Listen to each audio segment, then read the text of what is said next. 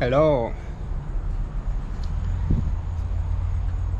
Let me put some stuff over here.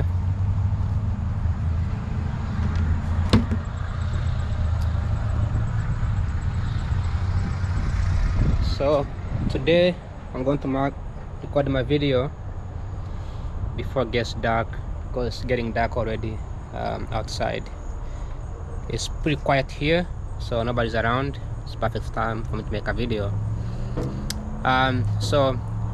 Good evening, good afternoon, good morning, whenever you are. I want to wish you the best. I want to wish you that you get to have a wonderful day, get to achieve anything you dreamed of.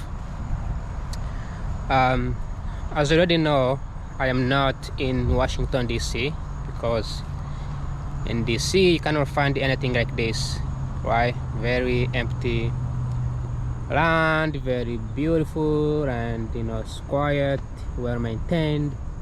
The grill is clean, and I don't know if you can tell, but I am in somewhere else. I am in North Carolina.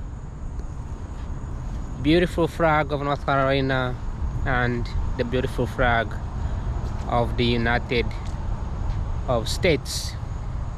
Today's video is going to be based on economics. So I'm not going to talk about DC, because I'm not in DC, and I don't want to talk about politics. Many people in the USA, they don't really think much about what's happening in DC. They live in their own life. I mean, they're having a different day, so it's a different situation here. Today's video is going to be about economics, but I want to start by telling a story.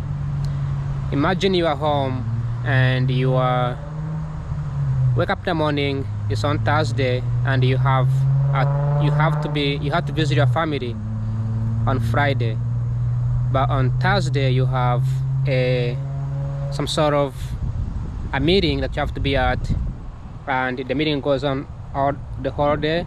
Then you have to travel to a different state for about 6-10 hours, right?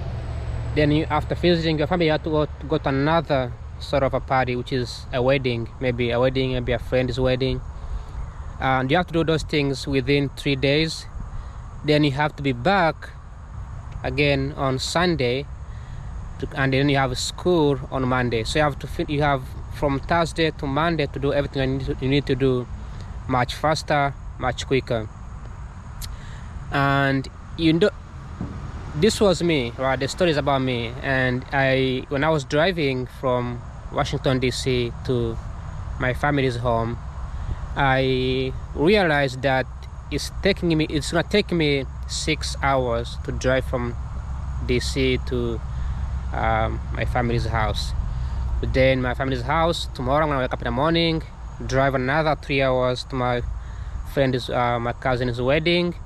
Then from there I'm gonna drive another 6 hours straight back to Washington DC.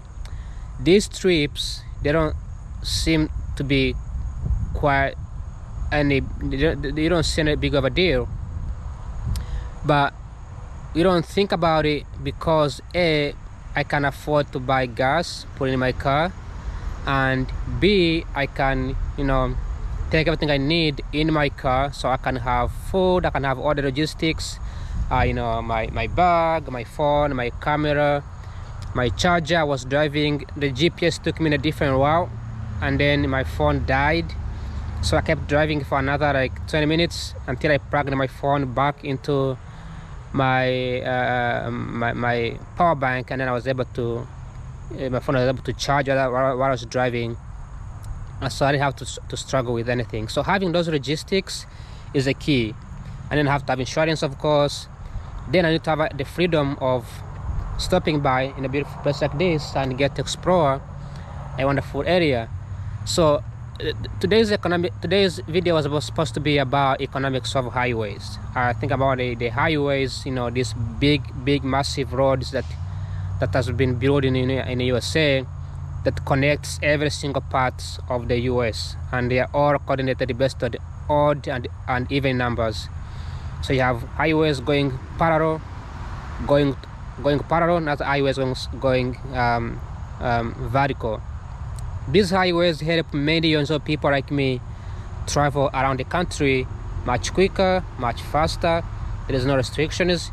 You don't have to drive like 25 miles per hour like in DC. It's very and the roads are much bigger, so you have bigger space, less traffic, and more freedom. So then I was thinking, like, whenever I'm driving in my car, I think of myself, right, as the only driver because I don't have any passenger. But before I made a trip, I had to stop at the nearby gas station in Washington DC. I filled up gas, so that's money. Money went to somebody get paid. Then I had to carry some food, snacks that I bought at the local grocery store.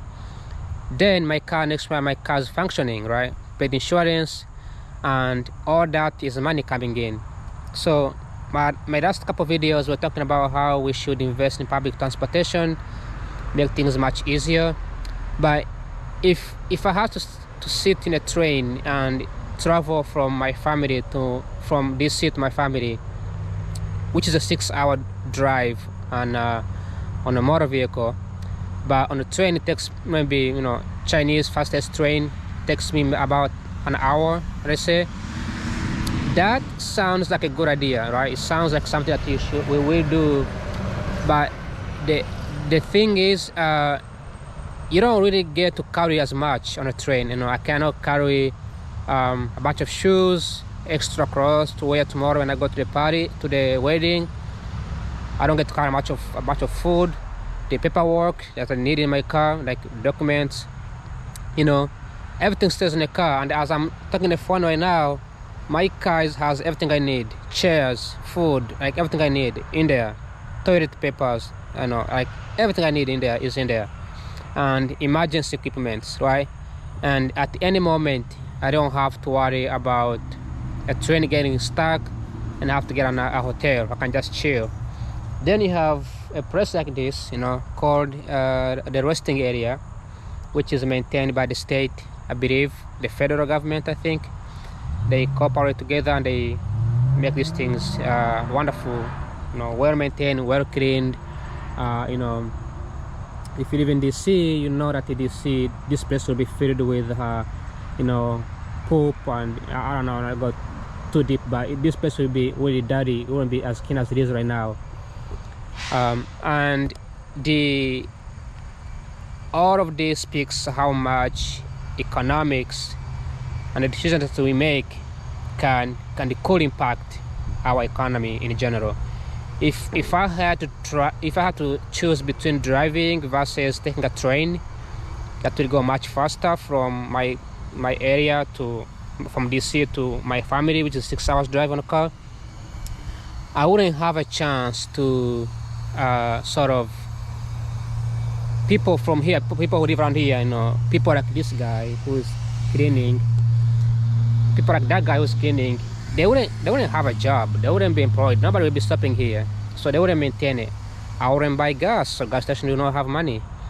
I'm not saying it's a good thing, but I'm just saying that maybe we should think about how we structure things around. Maybe we should, instead of sitting in DC and get drawn in this political pressure and get drawn in this idea of the numbers and statistics, instead of going out and get to experience what the real Americans actually got to go through, and how the real life works, and how beauty can be when we invest in the outside the city infrastructure. And it could change our perspective. It could change how we think about things, and how easy it can be to move people around and the logistics. Speaking of highways, you also have big trailers parking over here. These are drivers who put themselves on a risk, and they have to take some break. They have a shower here. They can shower, they can eat, they can cook food and sleep, take a nap, so they don't have to go through all the craziness of accidents and all that. So that's just me. I feel like the economics of highways and the ability to transfer people around is fascinating, and the fact that I can do all these things on my own without requiring any super complicated logistics, without having to buy tickets and then commute to the nearby stations, and it doesn't feel like more convenience. Do I think cities should have trains and public transportation? Yes. Do I feel like we should make it across the country? Maybe. But what's the consequences? What are the costs? So that's me. That's just the video I'm trying to make here. Just making my own thought, my own comment before it gets dark, and then I have to head over, and I don't have time to film because it's dark. And again, it's really beautiful here. It looks great, and just gonna enjoy my food at the moment. And that's it for 11 minutes video. If you find this video more helpful, please give me a follow. And I don't have any follow, I don't have any views, I have nothing. I don't share my videos, I don't tell nobody. It's just me and my GoPro. I film, and whenever I feel comfortable. If I don't feel comfortable, I don't film. But I made a decision to film every single day, because I believe, besides these views that I'm making, being in Washington DC is that at any moment I could find myself working in one of the big organizations, and I don't want to panic if I get a job in one of these big organizations.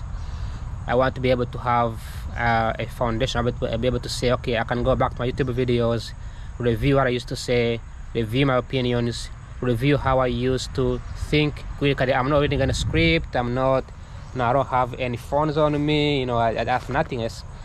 I'm making these things from my own head. I am having an observation. As I can see, I can see people driving cars, beautiful areas, somebody's cleaning the area. Like, these are observations that I'm making, because at some point, especially readers in Washington DC. I remember one time I was in one of the John Hopkins University meetings. It was a political meeting, and there was this the ambassador of the USA in another country somewhere in the Middle East, or I think it was in Asia. He was talking about how the presidents and all these big leaders, a lot of their decisions are not based on rational, they are based on emotional. So there's nothing wrong with being emotional. You have to be able to train yourself to think and respond and speak thoughtfully and more better. Keep your thoughts up, bring your thoughts out, and and bring yourself out of the numbers and the rational and statistics. But anyways, back to the video. The highways. Back in the day, 1945, USA was on a war, and they were scared they would get attacked by the Soviet Union. I believe Japan and all those big countries that were fighting at the time. I would always say this all the time, because USA is modernized based on the fear of war. That's what the US is based on. So everything I'll be saying will be based on the fear of war. Not necessarily the fear of economic collapse. Is built on the fear of getting attacked. So this will come up oftentimes in my videos. So anyways, the US realized that they might get attacked, and if they ever get attacked, how can they respond quicker and protect the American people? So the idea was to build the easy way to transport weapons and vehicles and soldiers across the country. So that's when the idea of highways came around. And there's even this stop area where people can stop and take a break and chill also came in mind. And when the war was over, there's no fighting between the Soviet Union and the USA. They turned these highways into pedestrian or the civilian use. And since then they became handy, and they have been a biggest hurdle in the passing the legislature that can fix the public transportation. That's it for me. Like always, take care, and I will see you tomorrow. Ciao, ciao. Bye-bye.